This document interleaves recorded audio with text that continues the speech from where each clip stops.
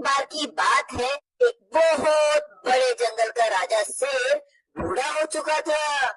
उसकी पूरी ताकत अब खत्म हो गई थी। उसमें इतनी भी ताकत नहीं थी कि जंगल में जाके शिकार ही कर सके। भूखे शेर की तो अब मरने की नौबत आ गई थी।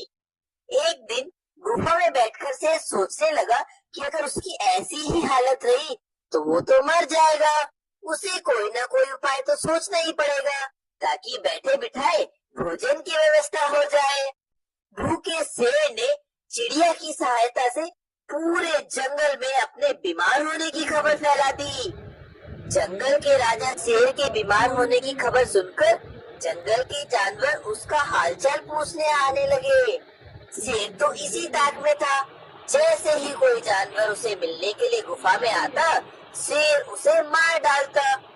हर दिन कोई न कोई जानवर उसे देखने के लिए आने लगा। अब तो शेर को गुफा में ही उसका भोजन मिलने लगा। उसके दिन बड़े ही आराम से गुजरने लगे। अब उसे भोजन के लिए कहीं दूर भी जाना नहीं पड़ रहा था। बिना मेहनत के ही उसे भरपेट भोजन मिल रहा था। कुछ ही दिनों में वो मोटा ताजा भी हो गया था। एक सुबह एक लोमड़ी उसे देखने के लिए आई। लोमड़ी बहुत चालाक थी।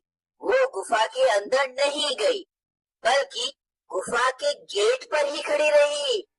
वहीं से उसने शेर से पूछा, वनराज, वनराज, आपकी कैसी तबीयत है?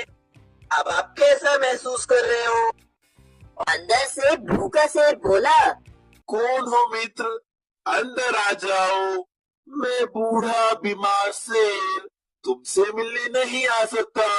ऐसे करके शेर ने बड़ी सारी बातें की अंदर से ताकि लोमड़ी अंदर आ जाए। शेर के बोलते समय लोमड़ी बड़े ही ध्यान से गुफा के आसपास का नजारा देख रही थी। शेर की बात खत्म होते ही लोमड़ी बोली, वनराज, मुझे तो आप माफी कर दो। मैं तो अंदर नहीं आ सकती।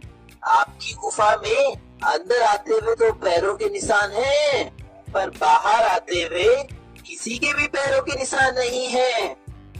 मुझे इसका अर्थ पूरी तरह समझ आ रहा है, इसलिए मैं तो जा रही हूँ। मैं अंदर नहीं आने वाली। लोमड़ी ने जाकर बूढ़े शेर की करतूत सारे जानवरों को बता दी। उसके बाद कोई भी जानवर शेर से मिलने नहीं आने वाला था। इस तरह बुद्धिमानी से लोमड़ी ने न सिर्फ अपनी जान बचाई, बल्कि जंगल के सारे जानवरों को शेर के हाथों मरने से बचा लिया। कैसी लगी आपको कहानी? अगर ये कहानी आपको अच्छी लगी है तो चैनल को सब्सक्राइब कर लीजिए और वीडियो को लाइक भी करना है आपको। कि जल्दी मिलेंगे एक नई कहानी के साथ।